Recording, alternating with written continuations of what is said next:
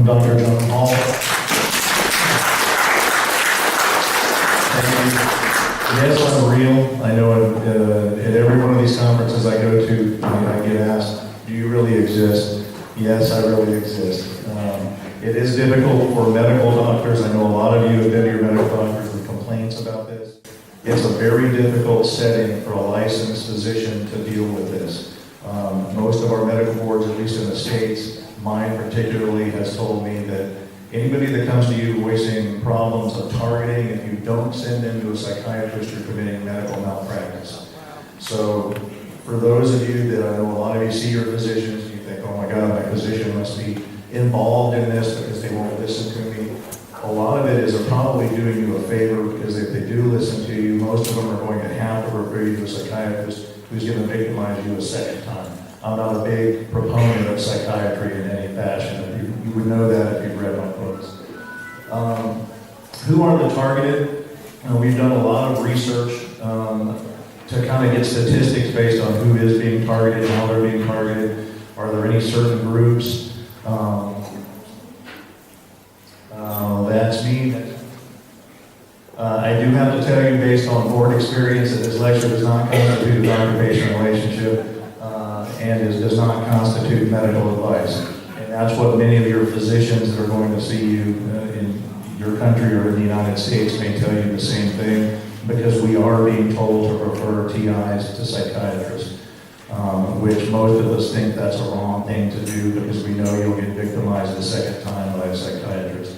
These are my two books. A New Breed was a culmination of me helping a victim in San Antonio, Texas, from 2000 to 2006. The book released in 2008. Guinea Pigs, Technologies of Control, released about a year ago. I know both of these books are blacklisted in the United States. They can't be ordered on government computers. That should tell you something. I don't know what their availability is like in Europe, but I know they are carried on Amazon and Barnes and Nobles. But several of my government friends in the States have told me that they are blacklisted on government computers in the United States. We're going to be moving kind of quickly here, as I know we're behind on time, so I'm going to be covering a lot of ground here pretty quickly. These are some of the things you're seeing in the United States. There is an awareness campaign that's been going on there. Educating the non-targeted public is essential in success in this fight. Every one of you are soldiers on the front line of a battlefield that's trying to control our free will. I'm glad you're all here, because hopefully you'll come away with some knowledge that you can go back home with and try to continue this campaign of awareness. It's imperative that the non-targeted public understand that this technology exists. It's the non-targeted public, your family members, your physicians, your clergy, that doesn't understand this, that are referring you to psychiatrists. And most psychiatrists don't understand this. They're financially driven. They're not going to look at the stack of papers you bring in from your Google search. They're not going to read my books. They're not going to listen to your stories. They're going to hear, you're hearing voices and you're being attacked by unseen weapons, and you're going to get a diagnosis, so you get roped into seeing that doctor once a month for $300 an hour and placed on beds that don't work. Next. This is I'm going to take questions at the end, because I've already been told I got to fly through this. This is ISA Act. ISA Act was formed actually by Jesse Beltran. Mr. Beltran came to me in Austin, Texas. He was there on a business conference and knew that I existed, and got a hold of me by email and said, I hear you're doing scanning and research with targeted individuals. Can you meet me in Austin and scan me? I've got these symptoms going on. I need to know what's going on. I met him in Austin. We did preliminary radio frequency scanning. He did come up hot in certain areas. We got the appropriate imaging, found that he was indeed implanted. He took the next step to form ISA Act in California, which I'm a board member, which the goal of ISA Act was to view this as an act of terror and an act of human rights crime, and kind of try to assemble as many PhDs, medical doctors, victims, people that with any type of expertise they could contribute to fighting this battle through ISA Act. This is the pledge that ISA Act says that this is a crime against humanity. It is a form of terrorism, and that's kind of the standpoint we come from in ISAC. We do have some statistics. These statistics kind of follow the statistics you've seen that have come out of Europe, statistics that have also come out of surveys done by Freedom from Covert Surveillance and Harassment. These are our own statistics. We've had 2,385 participants that have undergone RF testing. 500 of the individuals were non-targets or were not complaining of targeting symptoms. 68% of the people that were targeted did come up positive on RF scan. If you look at the breakdown, this is important. If you look at the breakdown of people that are being targeted, you'll see roughly 70% are female, roughly 30% or so are male.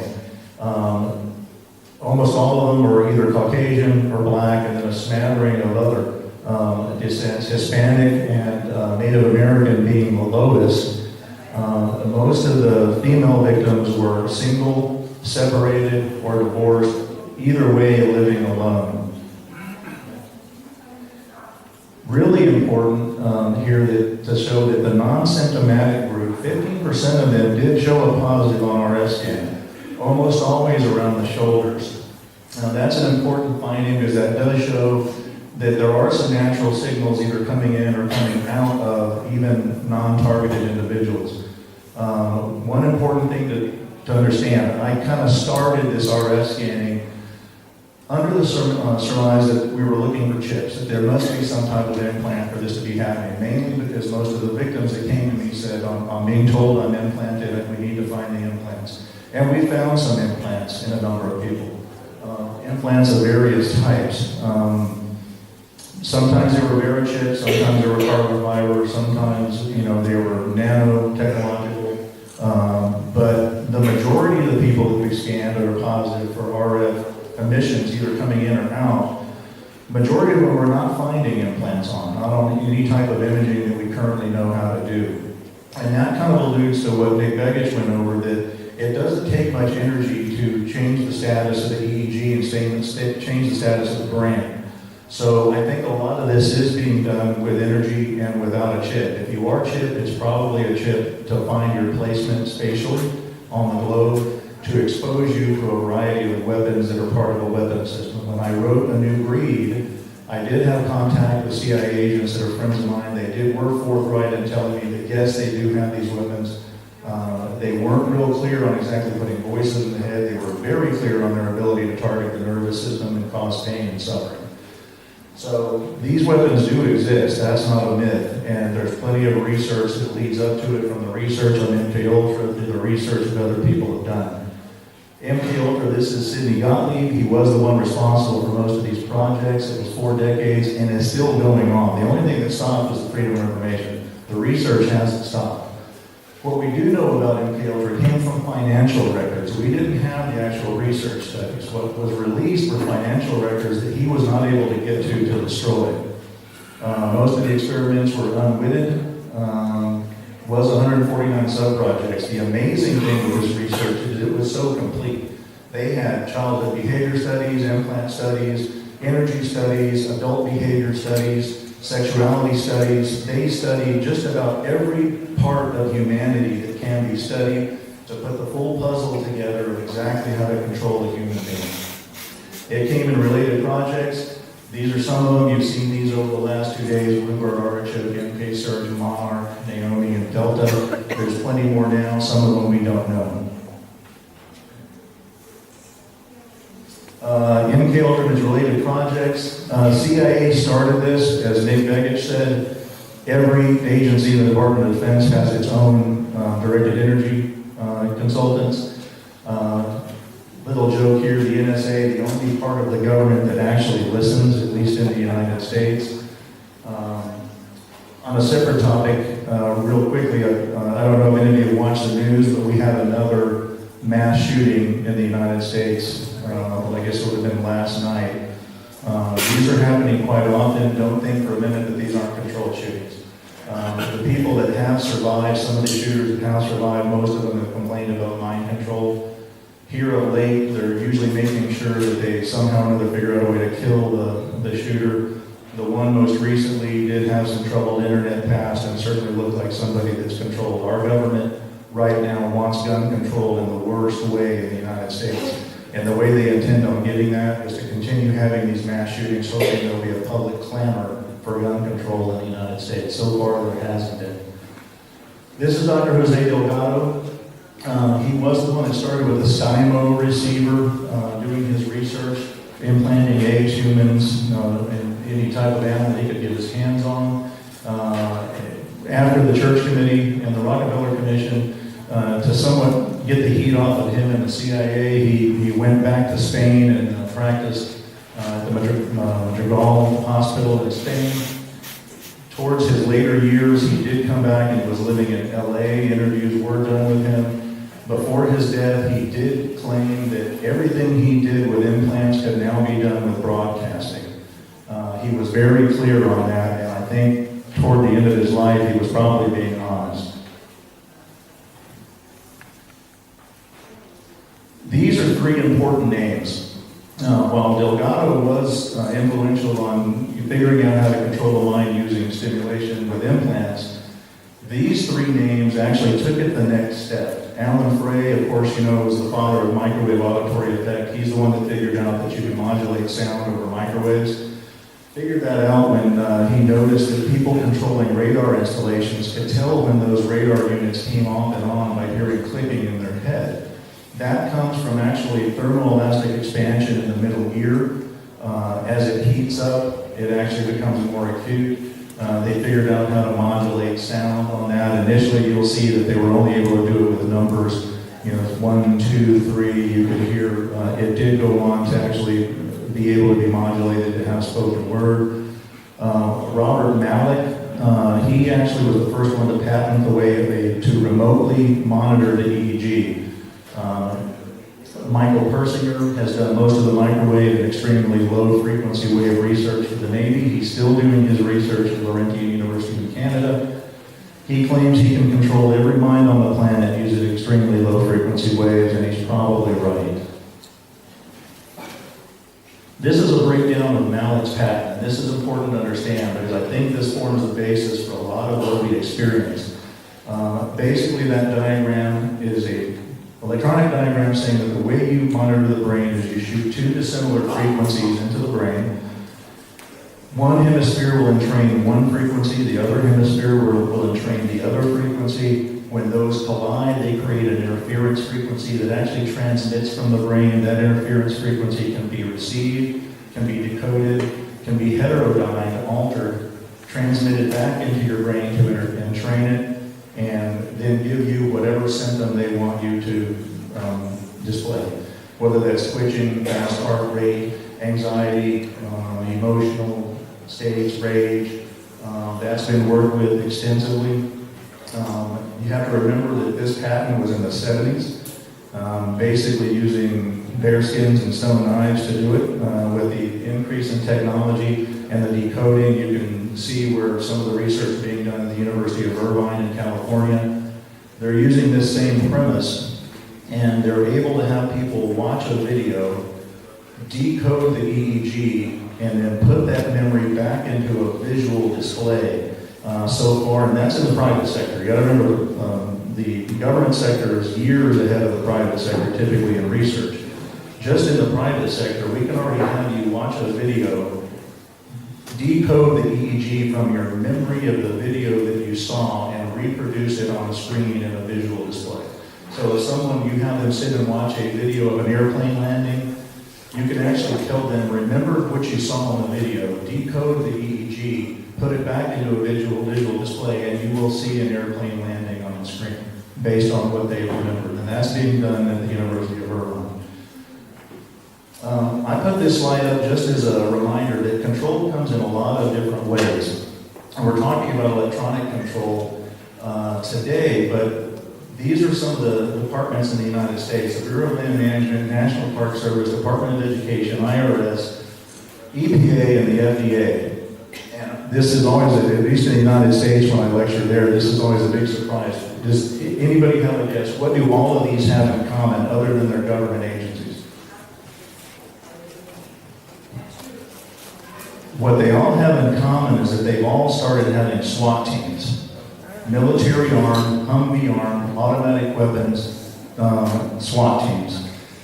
Why the Department of Education, the Food and Drug Administration would need SWAT teams, most Americans are wanting to know that. But that's another form of control that we've got coming in the U.S., that all of these government agencies are arming themselves, stockpiling ammo, stockpiling Humvees. And it's concerning to most of us.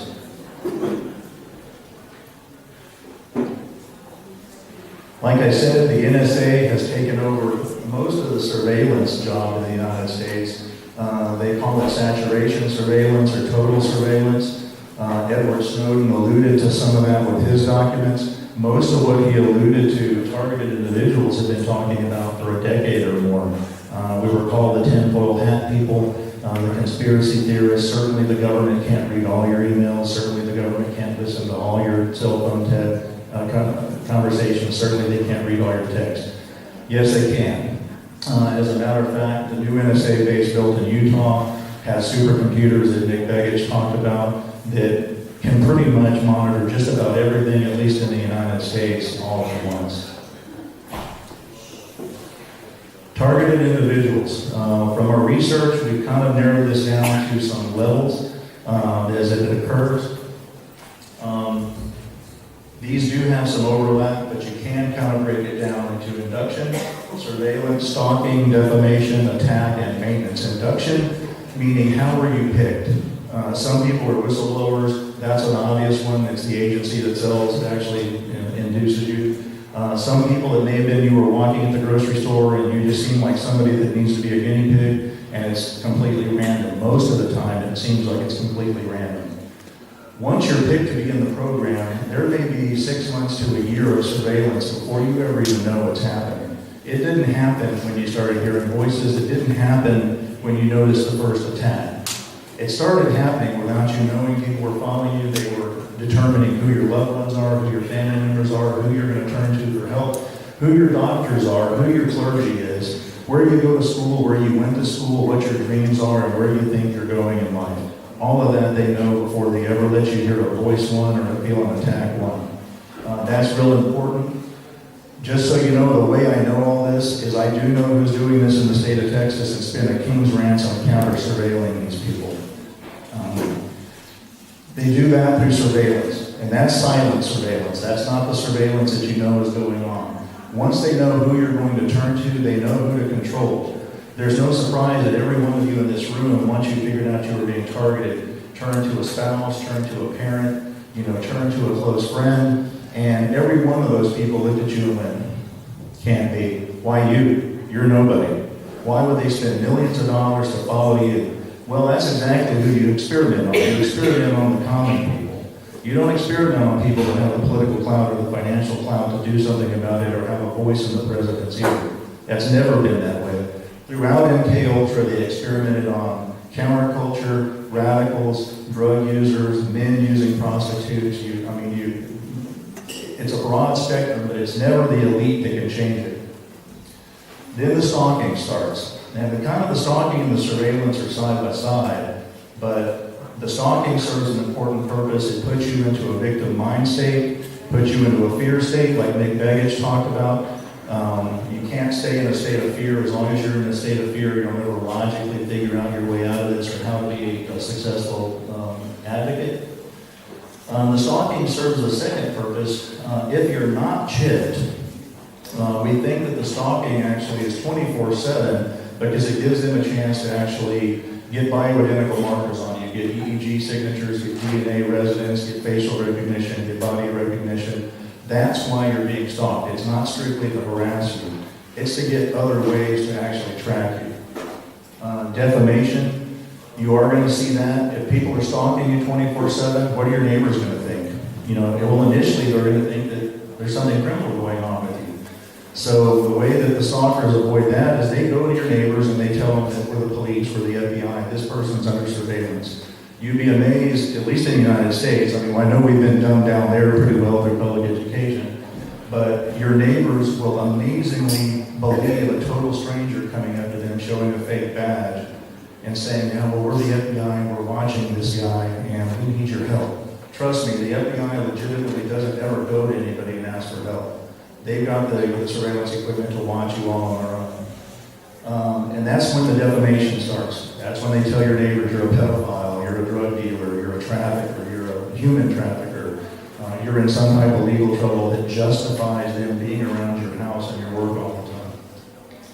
Then that's when usually the attacks start. The stalking will kind of limit itself. There's no longer any reason to stalk you once they have all the correct markers to track you. Then it's left with electronic harassment, voices, directed energy. And most people maybe suffer through that for a few years, and then believe it or not, even that tapers off. Now, according to from what we've seen from our counter surveillance, the rules of engagement are, once you're enrolled in one of these programs, you have to be watched for the rest of your natural life. You don't have to be attacked, but you do have to be watched. And the reason for that is, at some point, one of you may get a whisper in the right ear of somebody who wants to do something about this. So they have to watch it, because if you are that person that does get in with your chancellor, with your president, with the right attorney that can actually do something about this, the perpetrators, trust me, need to know that so they can side on you. And that's what we call maintenance. You know, where you're being watched, may not be attacked anymore, maybe once a week or so they'll zap you just to let you know they're still there. Some of you may be at that point. And that's from our research kind of what we've gleaned.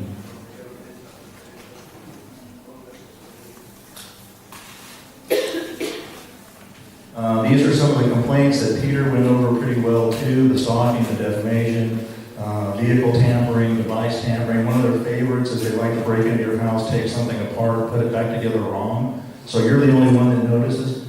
So when you come home, you say, well, they took my microwave apart, and look, 2 screws are in the wrong place. So you call the police, and the police come, and you say, yes, somebody broke in here, they left a cigarette burning, and they took that microwave apart, and they put it back together wrong. Look, it's broken. Well, I mean, I think all of you can see that sounds pretty crazy. In the United States especially, because they're going to assume you did that to yourself.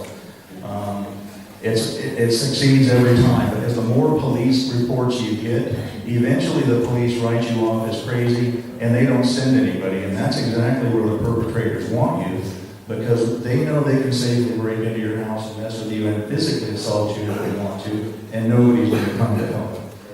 In Europe especially, that's a bad problem. In Texas, not a problem, because we'll shoot you back in Texas. Physical attack, audio harassment, that's the voices that you hear, and eventually what their goal is to get you psychiatrically diagnosed. But that is the end game in this. The end game in a broad picture is global control. You are the guinea pigs of a system that eventually wants to control everyone. What Robert Duncan refers to as hive mind thinking, where we all think alike, where we'll all want the same things, we'll all want the same political system, we'll all have the same loves and the same hates.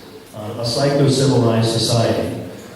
But a psychiatric diagnosis is the goal in each individual, because once you have a psychiatric diagnosis, no one's going to listen to you. Even if you do happen to get a word into the right person or the right agency that can help you, they're going to look at your drug history, they're going to look at your psychiatric history.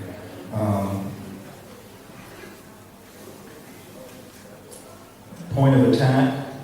These are some of the things I tell people that can actually help, at least, I guess what the word would say, at least help be an advocate to others and help be an advocate to bring this to a stop.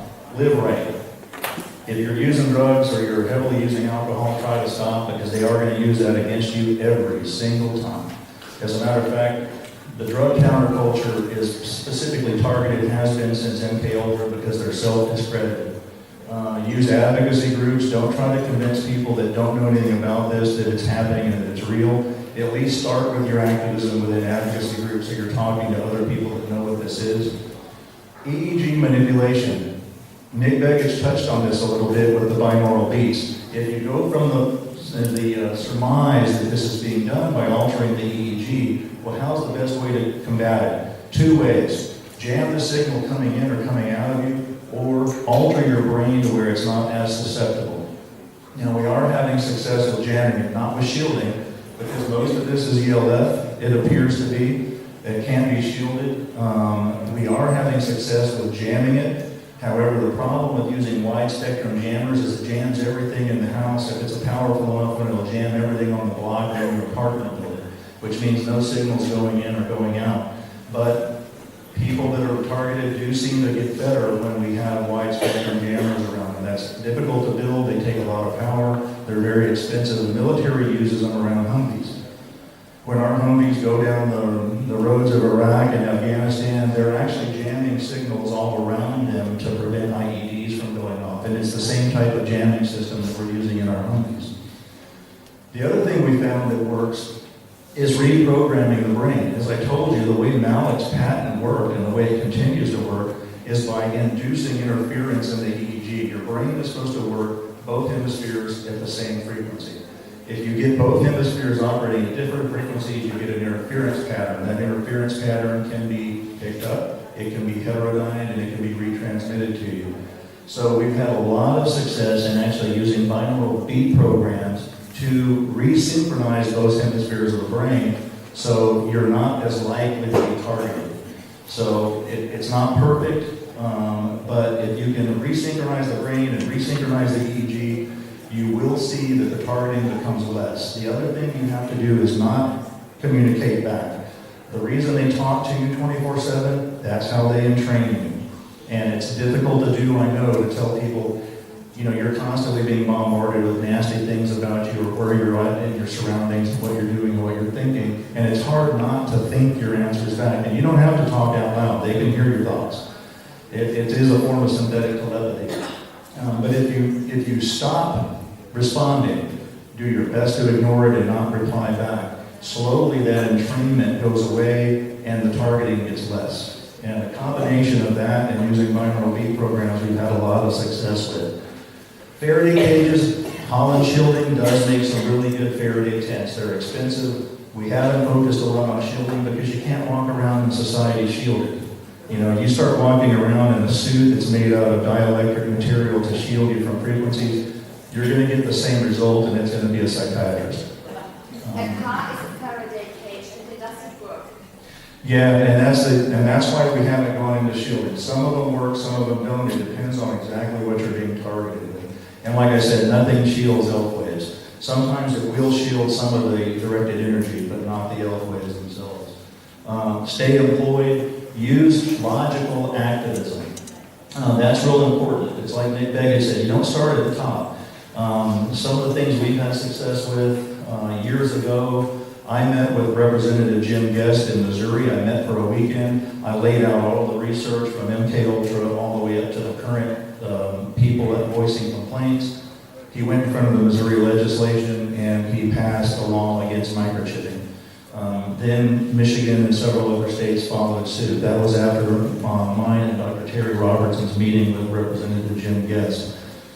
Most recently, through ISA Act, we met with the City Council in Richmond, California, who actually recognize electronic harassment now as a crime there. They've been belittled in the major media in the United States, but so far they're hanging in there with their obligation to us. So logical activism, start low and slow, start with people that you know will believe you. Don't try to go right to the top. You're not going to write a letter to the CIA. Certainly don't write to the State Department of the United States. Letters like that are generated there will put you on a list. I've had a number of victims that sent somewhat aggressive letters to the State Department and to the CIA or the FBI, and usually that'll get you a Secret Service member visiting you at your house to make sure you're not a threat to the president. Then you are on a list, and you're on a bad list. The other thing we found is free radical scavengers. As we heard our talk yesterday on the effects of electromagnetic radiation, one of the things that 24/7 EMF blocks is ornithine carboxylase. Ornithine carboxylase is needed in the body for phagocytosis of free radicals. Ornithine decarboxylase. It's actually an enzyme. This is a cellular enzyme that helps allow you to clear free radicals. When you're under constant bombardment with electromagnetic fields, you actually generate a lot of free radicals. Free radicals are destructive to the tissue of the body. Premature aging, infertility, cataracts. There are free radical scavengers that you can use. that will actually help you combat the onslaught of free radicals. Alpha-lipoic acid, sublingual glutathione, vitamin D3 in relatively high doses. There's a number of them. Those are three of the top ones. But broader solutions to the problem is vote your ethics, not your party affiliation, at least in the United States. We need to find leaders that are actually friendly to the cause. Defunding of the programs that are actually doing the experimentation. Education of the psychiatric community, that's a big one, and that's one I haven't, even as a physician, haven't figured out quite how to do. It's going to take psychiatrists that are friendly to our cause to actually publish in their peer-reviewed journals to help with this. Political lobbying, Nick Begich and I both agree that political lobbying is going to be imperative, and that's somebody knocking on doors of legislatures saying this is happening, we need help with this, we need exposure, we need another church committee, we need another Rockefeller commission. Unfortunately, that costs millions of dollars, which is why it hasn't been done so far. With our elected officials, push for intelligence agency oversight. And the biggest one, legislation against non-consensual experimentation. I don't know how it is in Europe. In the United States, there are no laws against the government experimenting on the public. We have a system of legislation called the Common Rule. And the Common Rule is a loosely fragmented bit of legislation that supposedly governs human experimentation. It has 4 distractors written into it that allow for government experimentation. One of them even says, if it's in the benefit of the experimentation, to notify the experimentees after the fact, which if you look at the United States government, typically what we've done is experiment on the Tuskegee man with syphilis. 40 years later, the media exposes it, they get an apology. Experiment on people in New Mexico and Arizona with radioactive clouds. They're dying of radiation sickness, but they're being told they're crazy, not sick. Until Clinton comes into power, we have the acre hearings, they're given a lame apology. Most recently, the citizens of Guatemala were experimented on, the media exposed it, Hillary came out with a big apology. We had the Bioethics Commission's hearings. I spoke at one of the Bioethics Commission's hearings. The board was filled with apologists from the government. They thought the Common Rule was adequate in protecting U.S. citizens from experimentation. 6 meetings, over 1,000 people in the public forum, at each meeting voicing concerns of electronic harassment. Every one of them in the public forum was complaining of electronic harassment. In the end, 6 meetings, a letter saying no evidence of non-consensual experimentation ongoing in the United States or abroad. So we need government change.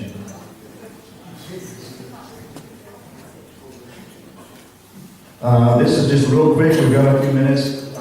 One of the ways they might be doing some of this too is with continuous wave radar. It actually will stimulate things. This is quantum theory. This is some of the NSA implants they're using. iOS, NSA says they can infect it every time. Next one. This is a cottonmouth implant. In the United States, before we can buy computers or phones, they're interdicted by the NSA. This is installed into those computers and phones before they're available for purchase. This is a cottonmouth implant. Next slide.